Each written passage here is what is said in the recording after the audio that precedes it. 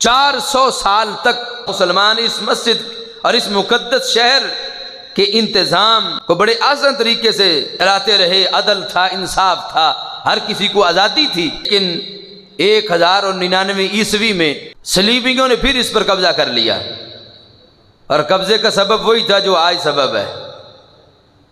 آج 57 اسلامی ملک صرف بیان بازی کے علاوہ کوئی کام نہیں ان کا، صرف بیان بازی کر رہے ہیں، کوئی عملی اقدام نہیں کسی نے کیا، اور یہ دور سے بیٹھے تماشے دیکھ رہے ہیں، اور وہاں یہودی مسلمانوں کو شہید کر رہے ہیں. یہی سبب اس وقت بنا تھا. وہاں کے امیر نے بڑی بے جگری سے وہ لڑا، اس نے بار بار خط بھیجے اور کہا ایک دفعہ فوج بھیج دو ہمیں، ہم ان کی ایسی تیسی کر دیں گے. لیکن افسوس کئی مہینوں تک قلعہ بند ہو کے جب خوراک ختم ہوئی، سب کچھ ختم ہو گیا. انہوں نے شہادت دے دی، لیکن انہوں نے سارا کے سامنے اپنا سر نہ جھکایا. آس پاس کے جتنے مسلم ریاستیں تھیں رستہ انہوں نے دیا. مسلم ریاستوں نے نصرانیوں کے لشکر کو رستہ دیا بیت المقدس پہنچنے تک. اس وقت 70,000 مسلمانوں کو نصرانیوں نے شہید کیا. یہاں کے مسلمانوں کے خون کے ندیاں بہہ گئی تھی، اتنا خون تھا. مسجد اقصی میں انہوں نے معاذ اللہ گھوڑے باندھے عیسائیوں نے. اور پھر 88 سال کے بعد میں قربان جاؤں اس عظیم حاکم پر جس کو دنیا سلطان صلاح الدین ایوبی کہتی ہے. اس نے قبضہ چھڑا لیا. اس نے ساری زندگی مسجد اقصی کے لیے جہاد کیا، ساری زندگی. اس نے حج نہیں کیا، اس نے سب کچھ داؤ پہ لگا دیا. یہاں تک کہ 7 فرنگی عربی ریاستوں سے وہ ٹکرایا، اور پھر پورے یورپ سے ٹکرا گیا.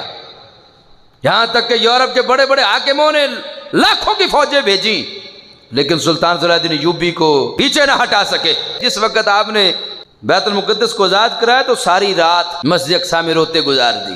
اور اس وقت وہ تنہا مسجد میں تھا. یہ ایک مجذوب تھا، اس نے تنہائی میں اللہ کی بارگاہ میں رویا، کیونکہ خبریں آ رہی تھی کہ یورپ سے لاکھوں کی فوج آ رہی ہے.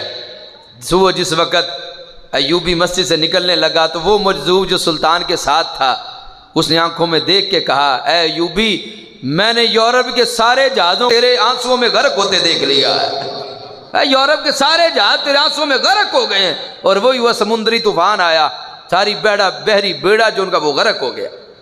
میں کہتا ہوں آج یہ کہتے ہو امریکہ کی ٹیکنالوجی ہے، یہ برطانیہ کی ہے یا اسرائیل کی ہے.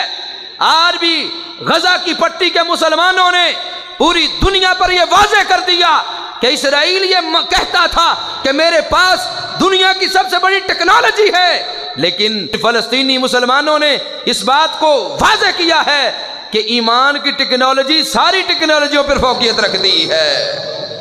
معرکہ حطین میں وہ تاریخی جنگ لڑی اس نے 7 نصرانی بادشاہوں کے ساتھ.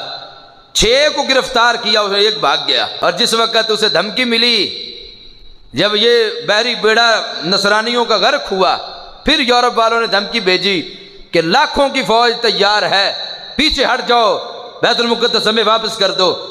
صلاح الدین ایوبی رحمۃ اللہ علیہ فرمان لگے جو بچے کچھ ہیں ان کو بھی لے آؤ، جب تک میرے بدن میں جان ہے میں بیت المقدس تمہارے حوالے نہیں کروں گا.